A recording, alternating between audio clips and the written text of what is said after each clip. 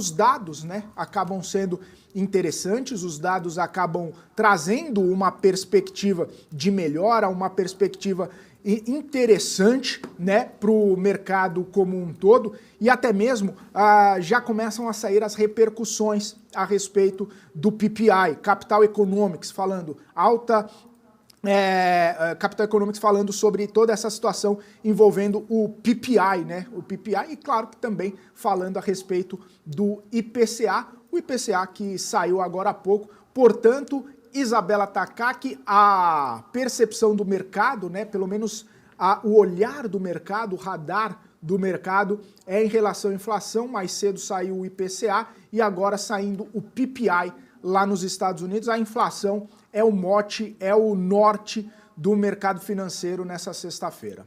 Exatamente, Felipe Nascimento, muito bom dia para você, bom dia a todos. Então, só para a gente falar aqui como é que saíram os dados aí do IPCA especificamente, o Índice Nacional de Preços ao Consumidor Amplo, então, registrou variação de 0,12% em julho em relação ao mês anterior, de acordo com dados do Instituto Brasileiro de Geografia e Estatística, o IBGE.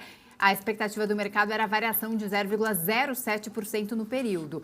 E no acumulado dos últimos 12 meses, a inflação chegou a 3,99% em junho, acima dos 3,16% observados nos últimos 12 meses imediatamente anteriores. Em julho de 2022, a variação havia sido de queda de 0,68%. Pois é, inclusive o IPCA, muito aguardado pelo mercado financeiro, muito aguardado pelos investidores para saber exatamente quais podem ser as trajetórias do juro a partir da próxima reunião do Banco Central, né? Justamente porque o Banco Central tem, né, essa trajetória já traçada, inclusive, e colocada no comunicado do Copom, também na ata do Copom que saiu nessa semana, que tende a ter mais 3 cortes de juros de 0,5 ponto percentual, setembro, novembro e dezembro, finalizando o ano no patamar de 11,75%. E aí sim, Capital Economics falando que o IPCA, né, de hoje indica que o Comitê de Política Monetária não deve acelerar o ritmo de cortes, justamente porque acabou vindo um pouco, né,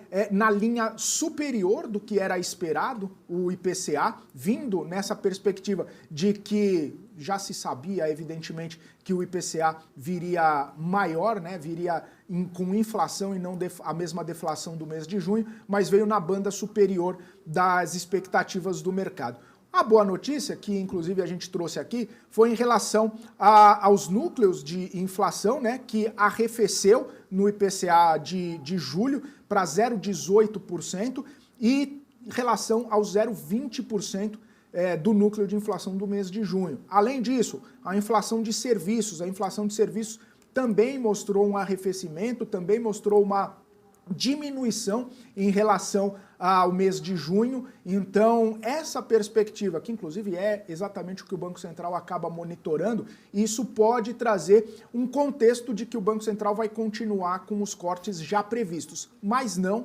pelo menos na expectativa do mercado, não vai continuar com uma aceleração, né? Vai manter os cortes já projetados e contratados e não necessariamente acelerar esses cortes. Muito embora vários estudos, né, inclusive a gente trouxe aqui recentemente o estudo da XP Investimentos, falando que num ciclo de cortes de juros, todos os ciclos de cortes de juros de 2003 para cá, o Banco Central acabou acelerando pelo menos um corte em 0,75 ponto percentual.